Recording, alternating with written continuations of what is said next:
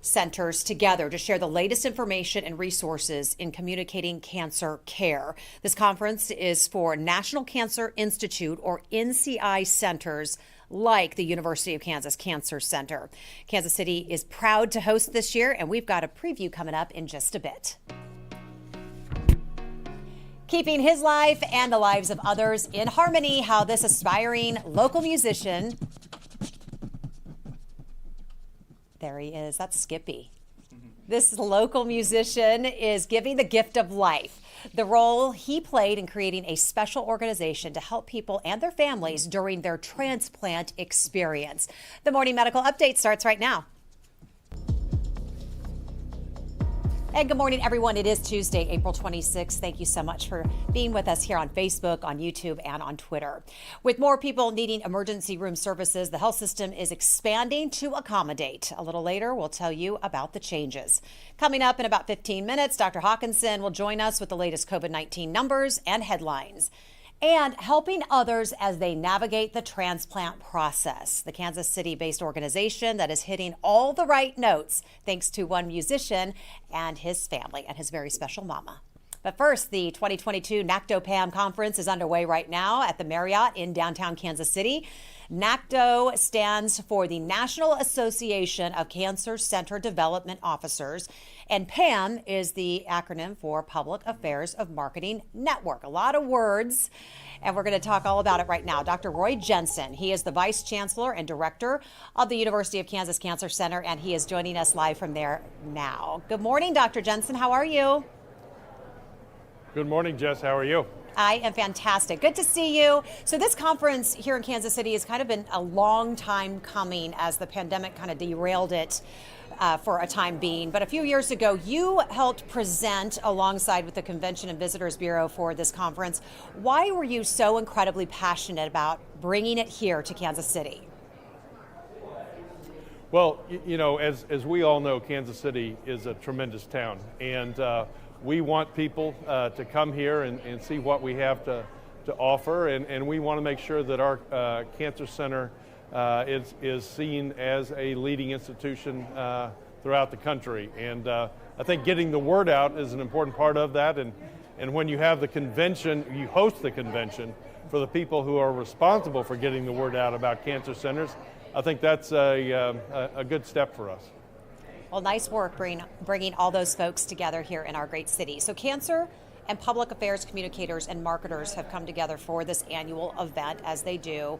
What is the overall goal for these experts, and how important are their jobs to cancer research and care? Well, I think as we have been taught a number of lessons from the pandemic about how important communication efforts are. And even when you have the science right, you still have to make sure that you're communicating the right message and tailoring it to your specific audience. And that's really the job of these professionals that come to this meeting. And so we try to share best practices and make sure that we do get our messages out there, because it's absolutely vital. You know, half of all cancers, roughly, can be prevented. And that means that we have an issue around communicating, you know, what is best to improve the health of our public. So Dr. Jensen, take us behind the scenes a little bit. What will this conference cover the next few days? Anything specific? You know, I think there's a number of things, and like you have pointed out, this is actually two different sets of professionals coming together, one of which is the marketing and communication folks, and then the other people that are here are the fundraisers for cancer centers across the country. And what they realized is that in many cases those messages overlap, and when people understand how important cancer centers are to the health of a region, then you know, people want to support that and make sure that cancer centers have the adequate resources to do the best possible job that they can. Dr. Jensen, always good to see you. I will let you go, get back to work, and that crowd behind you. All righty. Good to see you guys. Bye-bye. Bye. Well, it wasn't cancer, but the need for a life-saving organ that inspired one family to help others like them. Luke HARBUR was just an infant back in the 90s when doctors said he needed a liver transplant. It was a very long process for his parents, and they turned their experience into a way of helping others going down that same long road. He was transplanted in 1996, and we started Gift of Life in 98. It's been a long time. 20 years is a long time. Oh, the liver's not going to be here till 11 p.m. It was terrifying. We knew nothing about transplantation at that time.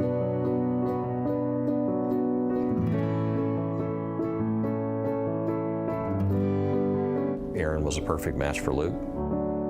We were on a family vacation down on the river in southern Missouri, and we were having a good time. Aaron had asthma, and he also had allergies. So we carried an inhaler with us constantly. He said, hey, I'm having a problem breathing. 45 minutes later, he said, I'm having a problem breathing again. So we got in the car and drove as quick as we could to the local hospital about 25 minutes away.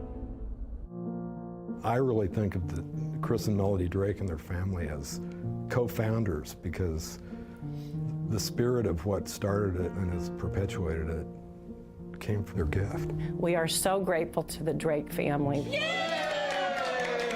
They dug so deep at a time that was so hard for them to say, we don't want another family to feel this pain. Because they said yes, we all sit here this moment in time. Their family just said the one word yes in order for me to be alive today. So, I don't know. All I can do is really praise Aaron and thank him a lot for what he's done for me. When you think about it, you know, we started with a piece of paper, a pencil, and a passion. That's it. And a little bit of cash. We have now grown to 6 employees, 175 volunteers. I think about how all of that has come true based on one word. Well, Luke and his mom, Kim, join us this morning. Good morning to both of you. What is that one word? Yes. Yes. Say yes. What do you mean by that? So when you're asked, do you want to be a donor at the DMV when you get your driver's license, we want people to think about saying yes. And we also want individuals, unfortunate circumstances happen, you know, and when they happen, sometimes families are in a position for their loved one to be an organ donor, and we hope they say yes to that as well. I couldn't help but I was just so captivated by that story, seeing all that old footage. What's it like to see you sitting there as a baby on mom's lap and going through this, kind of going back and seeing it in real time? Well, every time I watch and listen to that footage, being with my family, it makes me emotional in the right kind of way, Yeah. you know? It makes you realize that as each year goes on, you have to continue to root yourself within a mission and in a passion like Gift of Life does every day. And I'm lucky that my mom's a pretty awesome person. So Yeah, you've said that. I've just been sitting with you for a few moments this morning, and you have really talked about how incredible this woman is sitting right next to you. Another incredible person and family is Aaron. This isn't possible without him. Can you just talk a little bit about what he and what his family has meant to you, Kim? So we had what's called a directed donation. I owned a dance studio at the time that this all happened in 1996, and one of my dancers' moms went to the church of the Drake family and approached Aaron's family when she knew that he was going to be an organ donor. So we had a special connection at the very beginning. We met Aaron's family. We met his dad about 3 months after transplant. We met his mother about 3 years after transplant. And then Chris, his father, came on our board of directors when we started Gift of Life in 1998. Well, you mentioned that you were a passionate dancer before Well, this. I don't know about a passionate dancer, but You I did seem have a on dance dance. studio for a long time. Well, I'm sorry, but as I was a dancer too when I was Okay. younger, and so when I hear of a woman who had her own dance studio, I'm mesmerized. For a By the long way, time, so yeah. I'm sure you are. I'm sure she's downplaying it, Luke, as a lot of moms Very do. humble, very humble. Very humble. But you have this dance studio. You're going down one path. Along comes Luke, and that takes you down a completely other path. Tell me about that and how you dropped one passion and knew that this was the next direction you had to go. So after Luke was transplanted in 1996 at Children's Mercy, the transplant team asked me to mentor families at the hospital. And so I did that. And they asked us to come one day and have Nate come along with me, my husband. And when we met with the family, Nate started crying. So when I got into the hallway, I said to him, we're supposed to make people feel better. And maybe this isn't your calling. Right. And he turned to me about maybe 3 or 4 days after that and said, I think we should start a nonprofit. And I said, okay. And that's when it all started. So for 6 years, I did Gift of Life during the day. And then in the evenings, I went and did my studio. And I did that for 6 grueling years. And then I I had built my own building. I had employees that worked for me for 20 years. I had a lot of clients.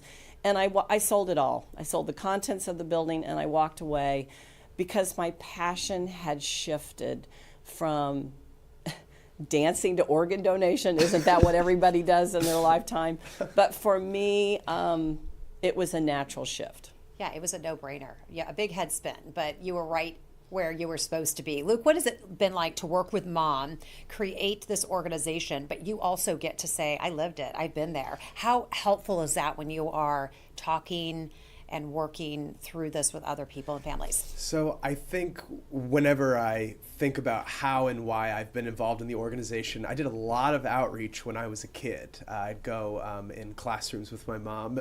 Naturally, life gets busy, and I've been able to do as much work with her. But what amazes me about the mission of Gift of Life is I always get to help volunteer for her. It always helps me understand, like, in the dark times that I might be going through my life, Aaron Drake's gift of life is always what roots me back. And that's what I try to also do through my music. I think it's just really important for people to know that when you go through any kind of dark time, everyone should have and deserves to have a light to go back towards and feel good about. And I know Gift of Life, being with my parents and honestly being with my family and friends, is that for me. So how has music helped you, Skippy? How has it helped you to, like you said, have that outlet? And was music always, do you go far back and remember music, or has it just been, recently as you've kind of come into your own that you've expressed yourself this way? That's a fabulous question.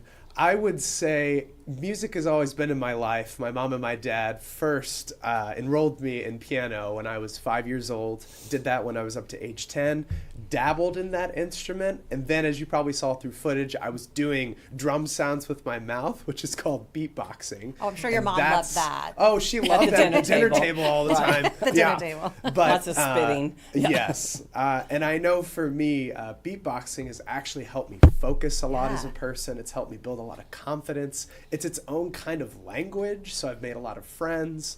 I've had some just great funny stories related to it. And I know now music has really helped me as an adult connect with younger people and older people and the messages that I try to tell and try to be as authentic as I possibly can. And I would add to that so he graduated from high school from the North Carolina School of the Arts, which was a boarding school for drama. And then he said there was too much drama at the drama school.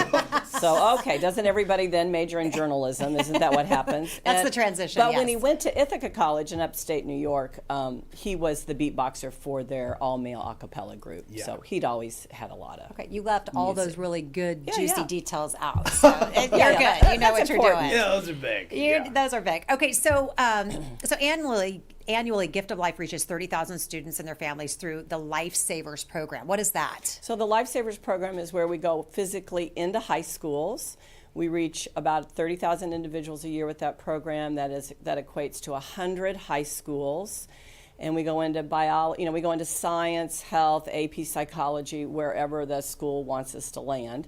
And we do a classroom presentation on educating students about the question, do you want to be a donor? So they make an informed decision, and then they share that decision with a loved one. And I think to date we have educated almost 400,000 high school students, and that equates to 600, well, pre-COVID, we were on track to do 600 classroom presentations in a school year. So, that's a lot.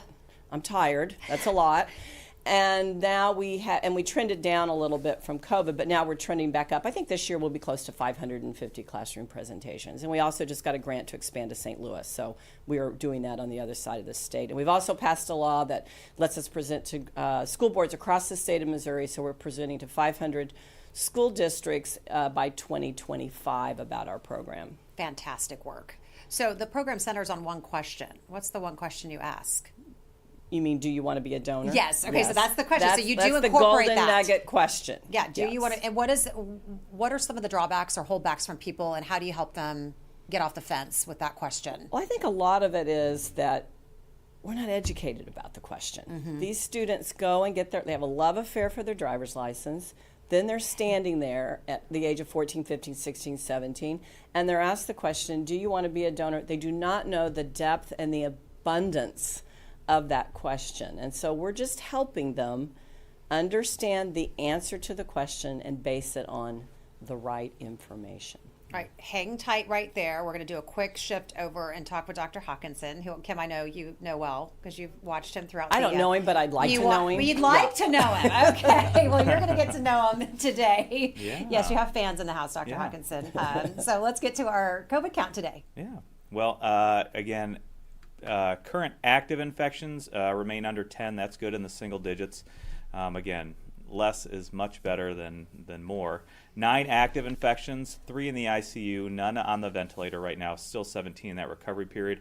And again, around the nation, we know that trends of cases have increased, and so have hospitalizations slightly over this past week.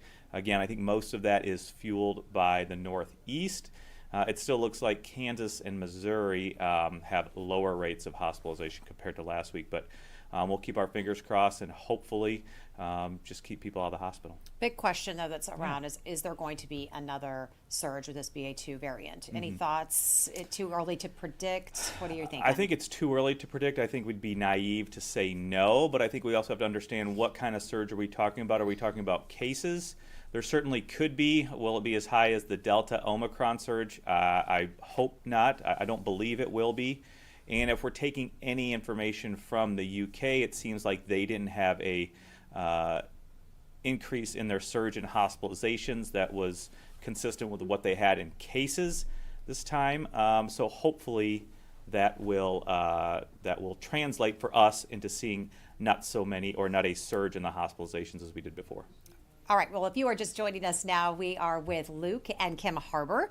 Both have spent the last, 24 years? That's how long the organization has been around, Kim. Is that right? Let's call it a long time. Yeah. You don't like me to date you. It's a long time. You're well into 2 decades, my friend. This is all about their Gift of Life organization that they really have teamed up to do ever since Luke needed a liver transplant when you needed it really soon after he was born, right?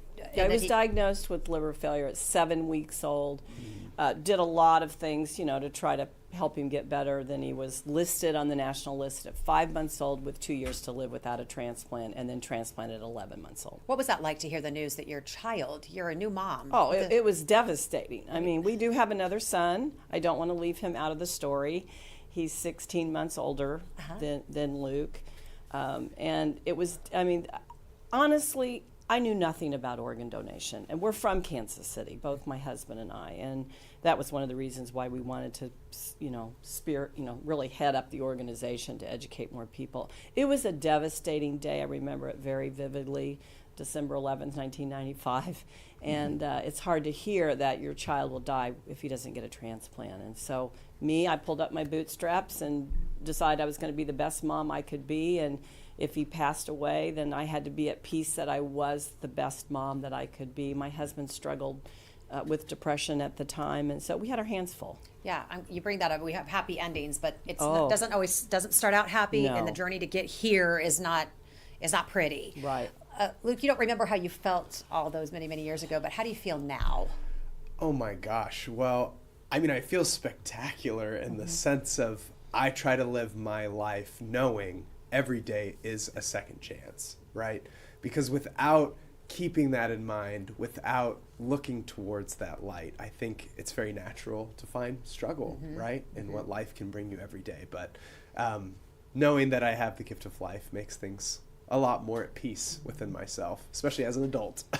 Right. Do you have to continue to do checkups, and you continue to see your physicians I sure regularly, do. and how often? Yes. So so first off, I take tacrolimus twice a day, 1.5 milligrams twice a day, and then I also do my lab work every 8 to 12 weeks just to check on my regular levels. And then if there are any particular problems, something that might be problematic in general with my levels, I might do a liver biopsy, and then I just have an annual checkup with Dr. Jody Olson here at the University of Kansas Health System. And you'll continue to do that? Is that lifelong, some type of monitoring? Yeah, I really, it is. And that just is what it is, right? I mean, that's the payoff of having a liver transplant. I'm here. You'll take it, right? You don't care. I'll take it, exactly. So I want to talk about social media a little bit. Do you think social media has helped get the word out? You talk about, 24 years ago, how things were back then to where they are now. Has it helped as far as creating unique ways for people to connect with donors, or at least get the word out, Kim? I'd like to hear from both of you on that. Well, for living donors, I must say that the social media platform is incredible for living donors, because these poor people are just, it's hard to ask a friend, hey, would you give me a kidney, So the social media aspect for that platform has been tremendous. I do think there's misinformation sometimes in social media. So I think it can be helpful, and I think it can be not so helpful. But you're right, it wasn't really around. I mean, wasn't the internet just barely putting up its little head 24 years ago? Yes. So it's, it's a way to reach more people. So it's the good, the bad, and the ugly of social media, as we know. And from both of you, kind of on that same note, how has the organization then changed over the last 24 years? I keep saying that. Well, we started with a thought. Okay. A thought. And, now we've educated 400,000 students. We started a pilot program in 3 high schools, and we've built it to 100 high schools, so there's that. We also have a mentoring program where we match up patients, care partners, living donors, potential transplant recipients with someone who's been on that journey. And we have mentored 850 families from 26 states. So that program has been really is growing and getting more robust. We did not start that program until 2009, so we added that later. And now we're really looking at all of our strategies and kind of what you're saying. Are we reaching everyone in the right way? Does it need to be more edgy? Does it need to be this? Does it need to be that? So we're really good about evaluating as we go. I have a youth advisory board of about 10 high school students because I'm not a teenager anymore. I don't think like a teenager, thank goodness, anymore. But it's important to have their perspective, and so we lean on them when we can. So, Luke, what's it like when somebody learns that you've had a liver transplant? I'm sure you get a bunch of questions. What are they? How do you navigate those? And how do you use those inquiries, I guess, to help teach and educate? One of my favorite things about having a liver transplant is actually people barely ask me more questions. It's so funny. I think it's because when people look at me, they don't think I have that going on. When I was a kid, I remember the one instance where my liver transplant really stood out is I was at the pool. I was 4 or 5 years old, and there was some kid that was like, "What's that on your belly?" I was like, "Oh, I had a liver transplant." I just said that. And they're like, "Great!" And then we went swimming. Right? So in a great way, I haven't really been seen as any different. When the question comes up, I get to talk about it. Yeah. And actually, it usually spurs a really great anecdote from that person, whether they've been personally affected or they've never been educated. It actually is an amazing way to start the conversation. Right. I would imagine. That's what I mean. Just the opportunity to have them ask a question, and then maybe you spark something in them to learn more or dig around more or sign up to be a donor. All right, let's talk about something, Skippy. I want to hear a little bit of your music, and then I want to talk to you about that a little bit. So let's roll the footage there.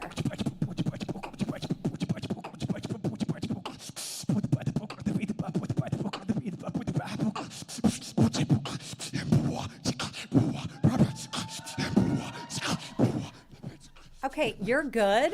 Where was this? Where are you doing this? So I'm doing this at Quixotic Entertainment, which is in Kansas City, right across the street from Kauffman Center for Performing Arts. They had me perform my album release show on Friday, April 8th in their Black Box Theater, and I always thank them for what they did. Bachman and the Black Box. I love that. Okay, so Yeah. your album is called My Dying Wish. You quit your job to focus on music, true? To focus, I decided to quit my job to focus on freelance multimedia work and music. So I combined filming, which is what you kind of saw right there, Yeah. as well as music to sort of make ends meet. Right. So what has that transition like? So you find time though to lend yourself to mom's organization, but focus on music?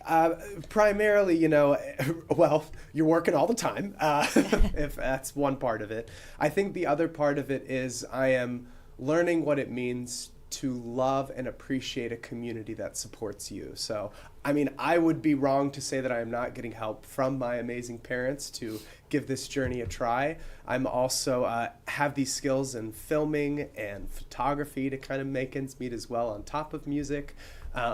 But yeah, I perform probably 2 to 3 times a week across Kansas City, and all of that can be found at musicbyskippy.com. That's where you can kind of see some of my crazy latest projects that have been pent up in my head for the And I last would 5 like to to 10 add years. to that, his brother, when he graduated from college, turned to us and said, I want to ride my motorcycle around the United States of America alone.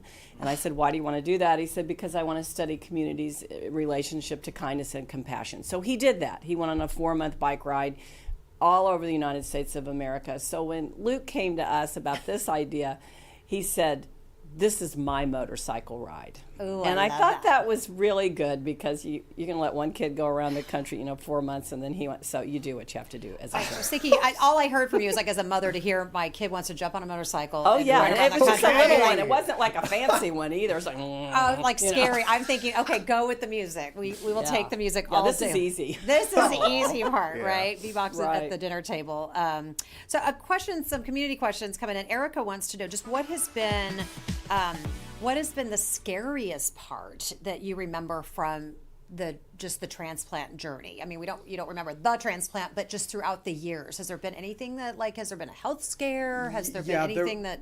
You can advocate for this, Mom, but I believe we did have one scare of rejection when I was like 5 or 6 years old. Is Yeah, a that little bit right? older, You but can right fact in check there, me, yeah. And that definitely was scary to know as a kid that I might be reliving an episode that I never wanted to remember, if that makes sense. But as I've gotten older, I have honestly not had any more problems because, in a great way, wahoo, I take care of myself. That makes a big difference. Well, okay, I'm going to ask you that question. Yeah, what do you do? Are you super healthy? Do you exercise? You must. Yeah. How have you? What do they always say when you get an organ? You're like, you got to really be a good. to be compliant. You have Compliant. to, you have to do what you need to do to take care Exactly, of and that. hold on to that organ and take really good Yes. care of it. How do you do that? So the 4 things I can think of off the top of my head take my medication every morning and night. Number 2, I work out actually at this place called 9 Round, which is a kickboxing fitness gym. So I work out there, 3 to 5 times a week just to stay physically healthy. I have two meals a day, sometimes 3. So I kind of do this little kind of slight intermittent fasting that just kind of helps me personally, my food habits. And then also I make sure to get good sleep. Hard to do. I know. How? So she's a creative person. It's like, whoa. Exactly. Yeah. So, Kim, how did COVID did that impact your organization at all? It and in did. what ways? We had the mentoring program because we did actually a lot of mentoring here at KU Hospital System as well as the other transplant centers in town. So we actually expanded our program nationally now to reach other hospitals with our mentoring program. So that was the good part that came out of something that was kind of complicated. Then we couldn't get into the classroom. So physically, because high schools weren't letting guest speakers in, so we had to go to a virtual platform, and we did that. And now we're trending. I mean, now the teachers are like, hurry up and get here. We can't wait to see you because they're so tired of virtual learning. So we're now back in person pretty much almost completely. But yeah, we had to shift and learn and do what you need to do to make a program work, and we did. Just like everyone else did. Okay, we Dr. did. Hawkinson, you're up. Joellen wants to know any trends regarding the hospitalizations that you're seeing, vac status, age, just still kind of a mixed bag of different people in for different reasons? Yeah, we haven't gone through those recently. Again, we have changed our admission policy as far as all of the inpatients that were coming into the hospital were being screened. Now we're only testing those that are suspected. I don't have any of that information available to me right now about vaccination status, age, comorbidities, or anything like that. we will try to get that and relay that to everybody. Okay, take a deep breath on this one. So Taylor wants to know, he says, ivermectin is trending this morning on Twitter. Yeah. What does Twitter's new ownership, free speech approach mean to COVID? And do you have any concerns about that? And why would it be trending on Twitter? You know, I haven't delved too much into the Elon Musk and Twitter issue. I know that he is wanting more or less regulations, I guess, for more free speech and more ideas. We know that the employees at Twitter have voiced some concerns because they've tried to put up protections and barriers to not allow that stuff. So I don't really have a lot to say about that itself, but we just know that there has been misinformation going on since the beginning of the COVID pandemic. That will continue. I don't know what ivermectin's trending about. Again, that question has really been laid to rest right now with 2 or 3 very good quality data randomized controlled trials showing that there is absolutely no benefit for protecting against hospitalization and progression to severe disease if you are using ivermectin either to treat COVID-19 or to prevent COVID-19. So I'm just unclear. We know that there are still other platforms that people can go to get misinformation. That is one of the things that we continue to do here at the health system, is just provide the most accurate, up-to-date, quality information and data to support medicine in all kinds of topics, not only COVID, but all kinds of topics. You handled that perfectly. Okay, so I want to get to final thoughts, but Kim, I have a comment from Vicki to you. 2 babies, 16 months apart, one with a potentially terminal illness, and a husband with depression. Kim, you're not just the best mom you could be, you're an incredible woman. Woo-woo! God bless you and your family. Agreed. So how is this experience, before we get to that, just what kind of relationship do you guys have? I bet, do you guys hang? You guys just look like you have so much fun together. We're pretty cool. You guys are cool. I think we're pretty fun. I don't know. We're about to go on a little trip together, aren't we? We are. Our older son, my oldest son Cole, lives in North Carolina now. So he went to college out there. He's out there, and so we have a Saturday morning 9 a.m. FaceTime, group FaceTime. We do that every Saturday, which is lovely. And Luke comes over for dinner almost every Sunday. We are very close, and I think we're kind of cool. I think we are. I think so. I think so. Like artsy and quirky, and artsy it's nice. Artsy and quirky. We are artsy. That's true. Between the dancing and the beatboxing. Beatboxing. Yep. I think this is pretty cool. Well, and then my husband's a lawyer, so he keeps it all right there. He's man. like straight edge. He's like right there. The herding cats. Yeah, your poor it's a husband good is herding balance. cats. You gotta have it, though. I love that. Have it. So, final thoughts, Kim. I'll let you get us started. Just what do you want folks to know? How they can access your organization, if they have questions, where they can go. So our website is giftdonor, giftdonor.org, and that will take you to our website, which has how to register to be an organ donor, as well as information about organ donation, as well as information about our programs. And we certainly want you to come visit us. We want visitors to come and see us. And you want them to sign up on their driver's license. We'd like for them to sign up, and be a registered organ donor, but we really want them to understand the question. Do you want to be a donor? We also do community speaking engagements. So if someone's listening from a company or you have a club that you want us to present to, we are happy to send a speaker. Both our mentoring program and our Lifesavers program is free of charge to the community. So all of our funding is, corporations and individuals and private donors. And we are really proud of the fact that we can do that. There's a great community here. You may have answered this question, but is driver's license the only way to sign up to be an organ donor? No, you can go on. You can go on Donate Life, whatever state you live in. Donate Life Missouri, Donate Life Kansas, and it will tell you right there how to register to be an organ donor. Thank you for all the work you do. So glad to have you. Thank you. This is fantastic. Luke, your final thoughts for us today? Sure. My final thoughts is I do have a full-length album out now. I will say, Plug gotta it. plug it. Absolutely. And this, all I'm going to say is too, I can't quite talk about too much yet, but this is the first of many big projects happening this year. And the next things that are happening is I've got a talk show actually coming up this Thursday at the Stray Cat Film Center, which is in Kansas City. And then I also have this play and cabaret going on in May. So you can find all of this information about performances, some of the other upcoming music projects at musicbyskippy.com. We will get that. We will get the word out. I love a good album plug right here on the Morning Medical Update. That's fantastic. So wait, you have a talk show? Yes, I'm going to be doing a monthly talk show. You better invite me on. Yeah, come on over. I mean, I don't do anything. I have no special talents or anything, but I could just sit there. I'd love to have you. Broadcasting. That's a talent. Yeah. There was something Reading about the it. I was like, teleprompter. this guy's good. I was like, he might be able to take over. All right, Dr. Hawkinson, do you beatbox? Do you dance? What do you do? See it. Come on, I do all of that, but it's not right for public consumption. But I do it. All right. What kind of final thoughts can you possibly come up with? I mean, I'm glad that they're cool. When I tell that I'm cool to my teenage son and daughter, they look at me and tell me that just by saying that means I'm actually not. But in that same vein, with my teenage son, when he filled out his driver's license, he did fill out to be an organ donor. I would encourage everybody, regardless of age, talk with your loved ones. Yes. Talk with those people that will be your surrogates, decision makers for those things like end of life decisions, including organ donation. Make your opinions known and your feelings known, so that those people that are making those decisions for you can do the best thing and really adhere to your wishes. So fantastic, very nice, great ending message. Okay.